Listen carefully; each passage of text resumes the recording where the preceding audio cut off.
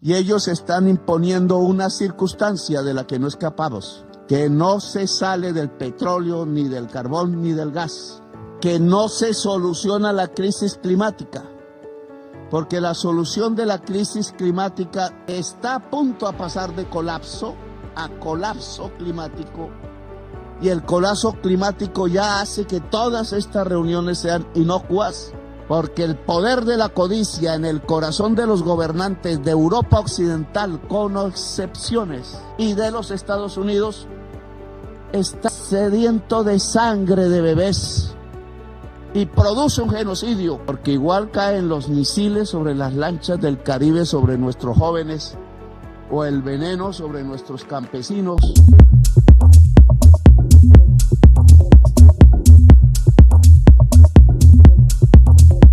Sobre estos mismos temas, miles de reuniones se hacen sin efecto. Y esta es otra más.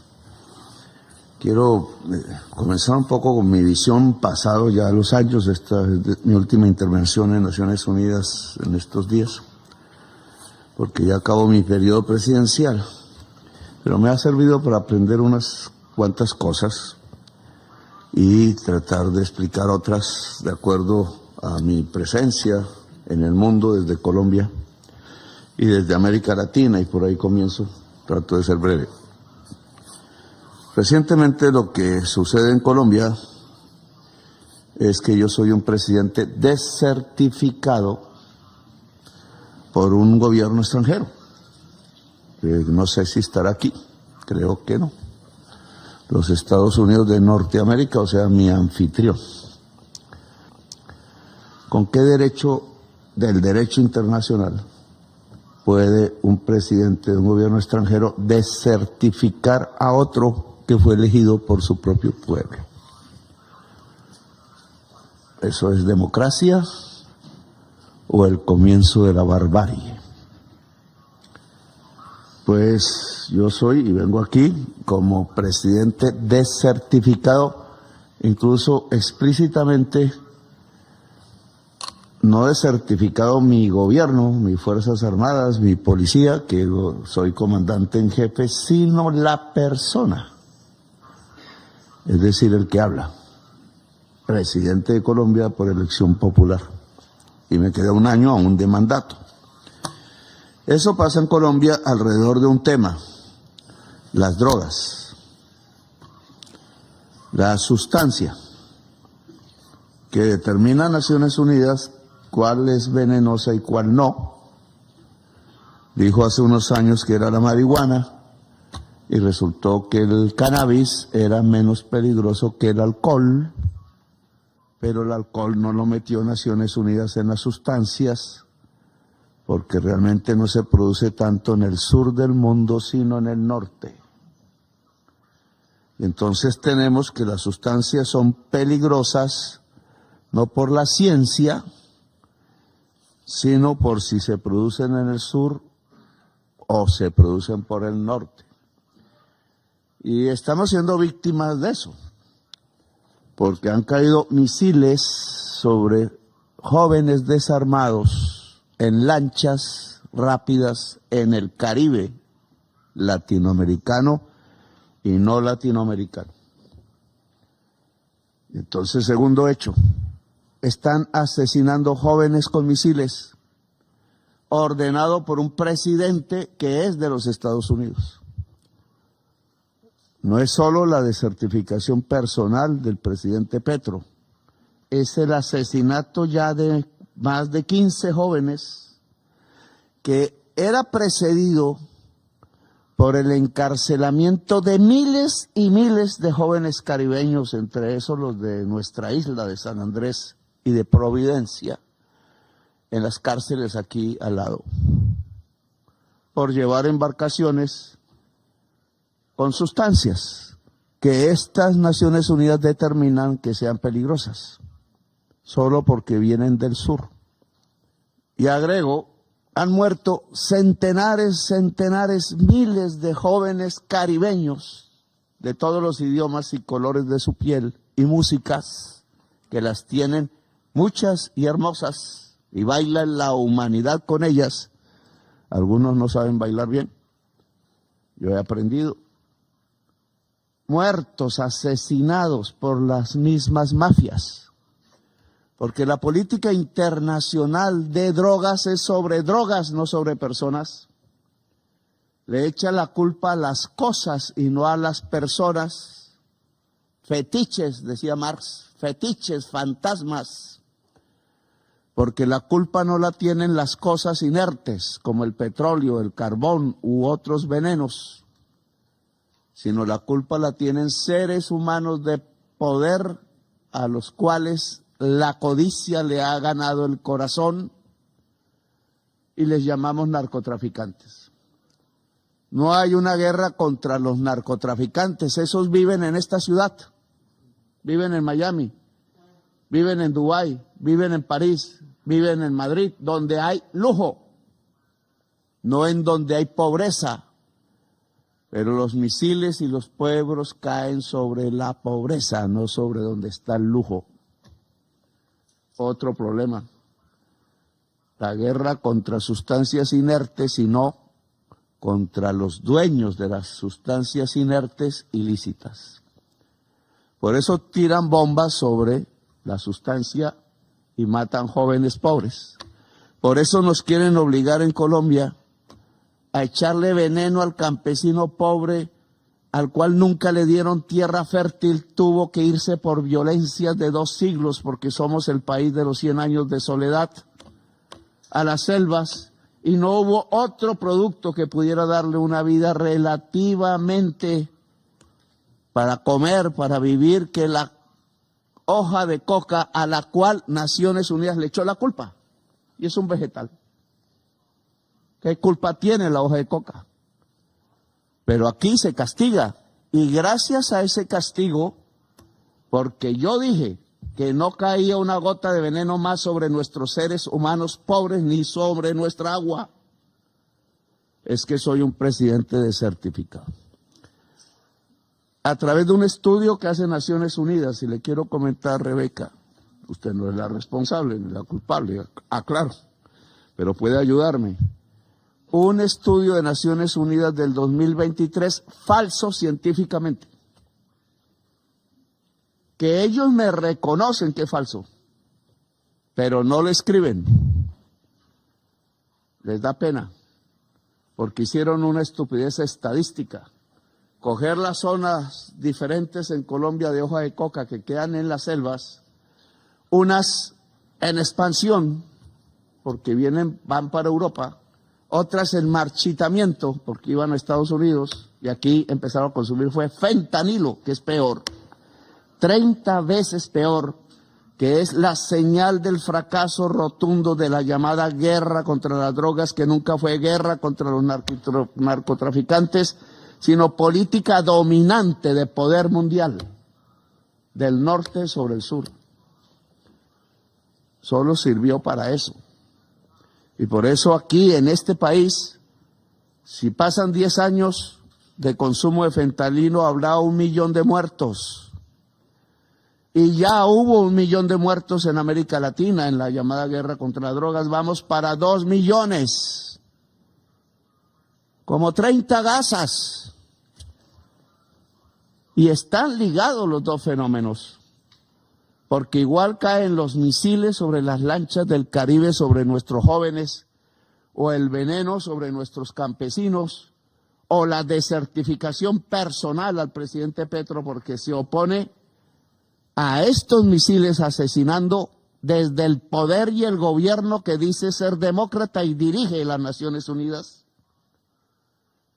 E igual caen los misiles sobre Gaza, matando 70.000 personas o más, y 20 a 30.000 bebés, niños y niñas, porque el poder de la codicia en el corazón de los gobernantes de Europa Occidental, con excepciones, y de los Estados Unidos, está sediento de sangre de bebés, y produce un genocidio, y sin ponerse rojos en estas sesiones, impiden el genocidio que es propio de Hitler. que querían enseñarnos democracia, dijeron los europeos y los norteamericanos, desde sus revoluciones que estallaron al mismo tiempo que en Haití negra, caribeña, y que en Colombia, con Bolívar. Y ahora les tenemos que decir qué nos enseñan si se volvieron amigos y aliados de Hitler. Y se olvidaron de sus abuelos, que murieron en los campos siendo estadounidenses de Europa por montones. Y eran hijos de obreros y de campesinos granjeros, como los que ahora matan y asesinan en el Caribe, en Colombia, en Palestina y en otros pueblos del mundo. La política de drogas está ligada al genocidio en Gaza, está ligada a la nueva política de migración y está ligada al fracaso actual de la crisis climática. Y no podemos desencadenar los hechos sino saberlos interpretar. Hay una guerra en el mundo. Y esa guerra en el mundo es de la codicia contra la vida natural y la vida de la humanidad, toda, la que vive aquí en Nueva York, la que vive en Colombia, la que vive en Palestina, la que vive en África, en Asia. Esa lucha, esa guerra entre codicia y vida es esencialmente alrededor de cosas, de fetiches, otra vez, como la cocaína, el carbón y el petróleo y el gas. Pero como siempre, se usa la cosa inerte para tapar las cosas de los seres humanos y el poder. Fetiches, como decía Marx.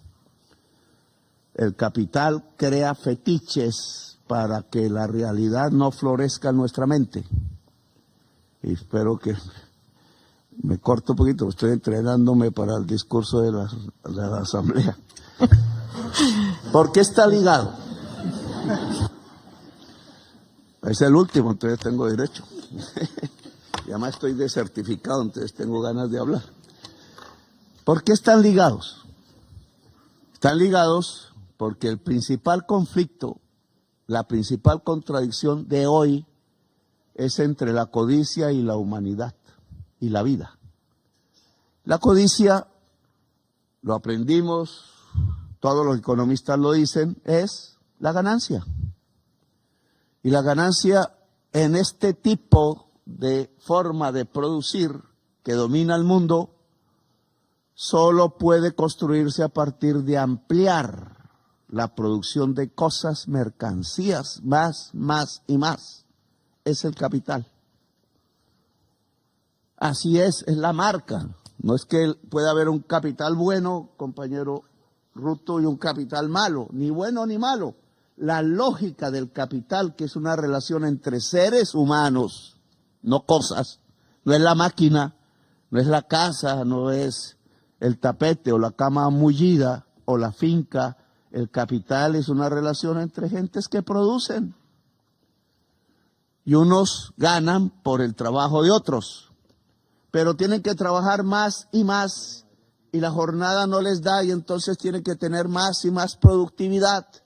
Una sociedad de robots como se mueve en Wall Street o en París y que a través de la tecnología producen muchísimas cosas que se tienen que vender, muchas veces chucherías. Y eso pasa en China también. Y esas ganas de ganar de unos que no son los que trabajan, generalmente hombres, que ganan lo que no pueden gastarse en 5 generaciones hacia adelante, no saben qué hacer con esas fortunas, se vuelven locos e intentan salir de la atmósfera y se les estallan los aviones y los cohetes. Y son los que están al lado del poder y lo dominan y se apropian del conocimiento humano a través de la nube. Y ellos están imponiendo una circunstancia de la que no escapamos, que no se sale del petróleo, ni del carbón, ni del gas, que no se soluciona la crisis climática, porque la solución de la crisis climática que está a punto a pasar de colapso a colapso climático, y el colapso climático ya hace que todas estas reuniones sean inocuas, porque lo que viene es la extinción. Lo piensa bien el compañero, mi hermano Ruto. Es una oportunidad, sí. Ruto no está por aquí. Es una oportunidad, sí, pero tiene otra cara, la moneda. Es la extinción también. Y ya no es en 50 años, puede ser en 10, porque los puntos de no retorno no son previsibles.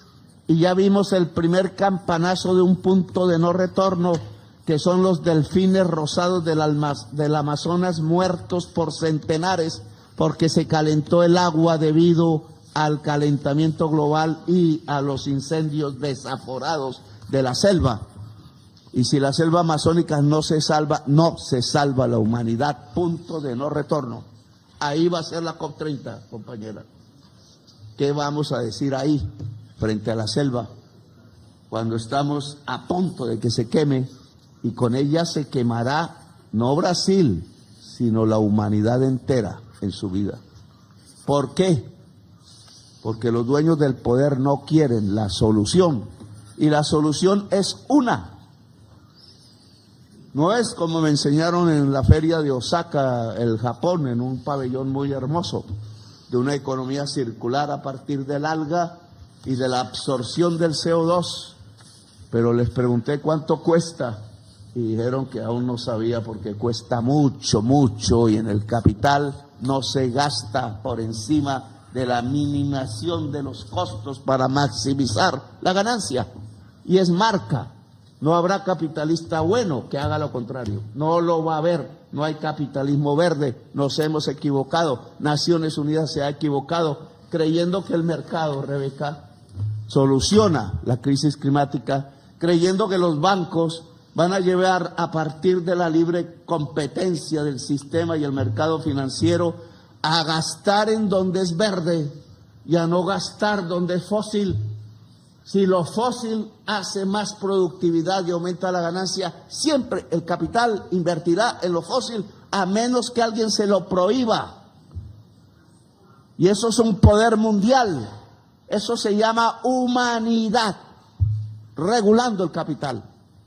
Si no, no se salva la humanidad y nos quedan 10 años. Y estamos perdiendo el tiempo. Y se pierde el tiempo porque el poder codicioso en Estados Unidos y en parte de Europa y en otros lugares del mundo quiere cambiar la prioridad, y por eso no está el gobierno de los Estados Unidos en estas mesas, de luchar por la vida, que es lo primero, la vida, la humanidad, y dejar de consumir petróleo, carbón y gas. No hay otro camino. Las islas que se están hundiendo en este momento tienen la razón, y los indígenas y la niñez de todo el mundo. Dejar de consumir, lo que significa desvalorizar toda la rama de economía fósil del capital, lo que significa planificar globalmente, lo que significa que la humanidad decide sobre el poder económico, lo que significa que el mundo tiene que cambiar, y tenemos 10 años para cambiar el mundo, y en 10 años para cambiar el mundo no hay otra opción que una revolución de los pueblos en Europa y aquí en Nueva York y en los Estados Unidos y en América Latina y en África y en el mundo árabe y en Asia. No hay camino. Y ese nuevo discurso para tapar la realidad, como en la película No mires arriba, es el odio contra los migrantes. Es considerar que los seres humanos tenemos dos condiciones diferentes, unos superiores, otros inferiores. Y el gobierno de Estados Unidos y los gobiernos de Europa Occidental creen hoy que hay una raza superior, y por eso a los colombianos los tratan en estas calles como si fueran esclavos. Y por eso me los iban a llevar encadenados, sin cometer ningún crimen, en los aviones a Colombia. Y por eso dije no. Y no llegan encadenados, porque Bolívar me enseñó que son seres libres Y entonces tengo que decirle a Trump, no entra en el espacio aéreo ni un solo avión encadenado de colombianos y latinoamericanos, hijos de Bolívar, encadenados como esclavos. Los demócratas ahora se volvieron esclavistas como hace 5 siglos y llevaban a los pueblos negros, al Caribe y América Latina en cadenas. Y nosotros somos hijos de Bolívar. Y por eso desertifican al presidente de Colombia, porque dice esto, y Naciones Unidas se vuelve cómplice, porque no es capaz de mostrar la verdad de la acientificidad estadística de su propio estudio, y lo cogen como prueba para tirar los misiles en el Caribe, no solo en Gaza. Lo que están haciendo en Gaza, y terminó, es un experimento como Hitler. Igualito, cuando empezó a probar las cámaras de gas, cuando empezó a probar los campos de concentración con los homosexuales y los comunistas. Y la humanidad respondió, porque la humanidad, cada vez que el tirano mayor trata de acabar la humanidad y su valor de libertad, sin la cual no es humanidad, se revela. Y 100 millones de personas murieron en esos campos. 25 millones de soviéticos, 20 millones de chinos, 50 millones de europeos, millones de norteamericanos. Los abuelos de los que hoy quieren acabar la humanidad.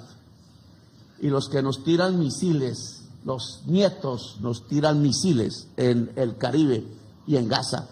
Gaza es una demostración de lo que quieren hacer en toda América, en todo el mundo, en todo África, en todo el mundo árabe. Es una demostración del poder de la barbarie.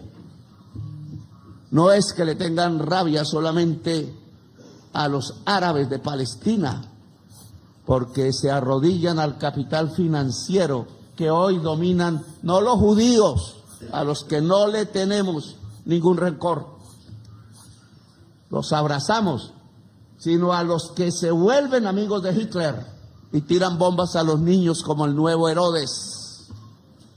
Y entonces tenemos que decirlo de frente.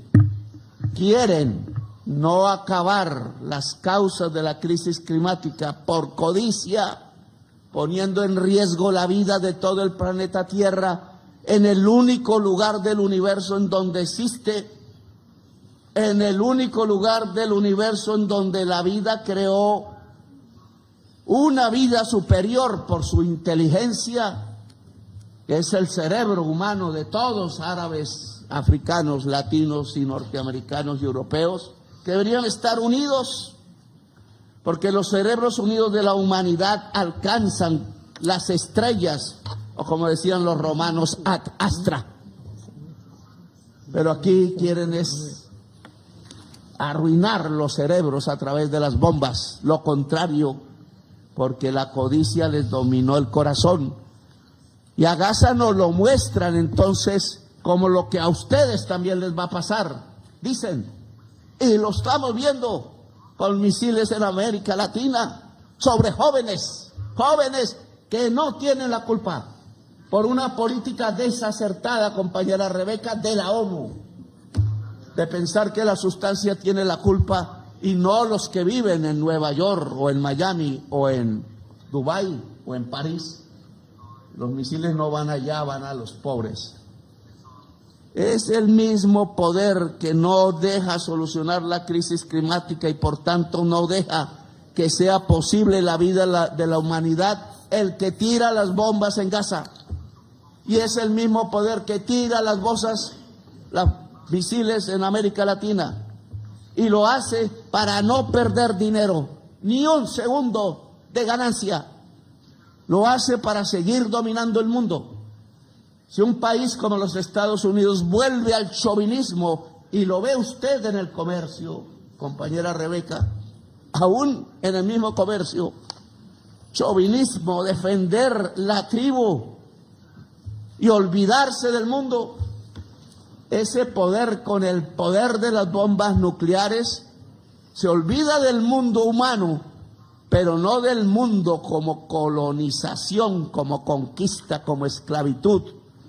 El chauvinista con poder se vuelve imperio, tirano, y los seres humanos tenemos el derecho a la rebelión contra el tirano, y yo me rebelo como presidente de certificado.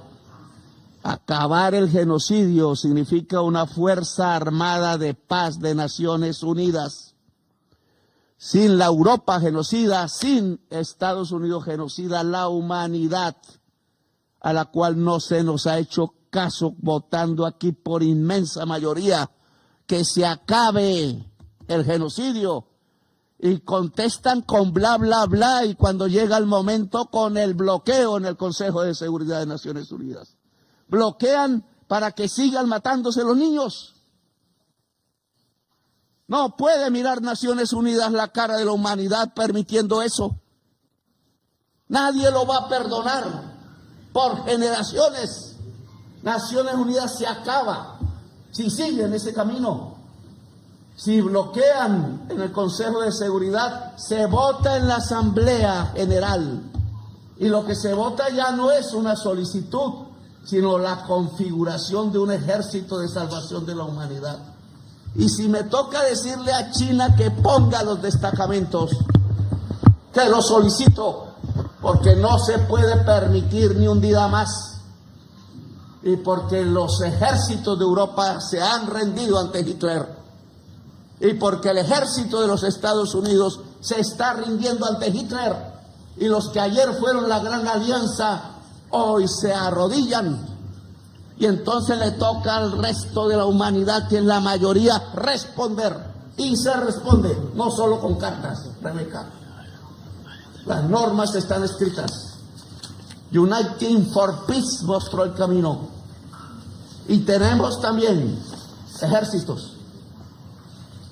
Y es la humanidad entera la que tiene que responder, porque no se puede permitir un día más de genocidio, porque eso será genocidio sobre nuestros pueblos, como ya comenzó en el Caribe, y porque eso será perder el tiempo que tenemos para salvar la vida, impidiendo que el carbón y el petróleo y el gas se siga consumiendo para poder salvar a la humanidad y detener la crisis climática, que no pase a colapso. Y COP30 es el último instante para decidirlo, como esta reunión de las Naciones Unidas. Así que termino, compañera Rebeca, me he explicado, espero bien, por última vez ante la humanidad. Gracias.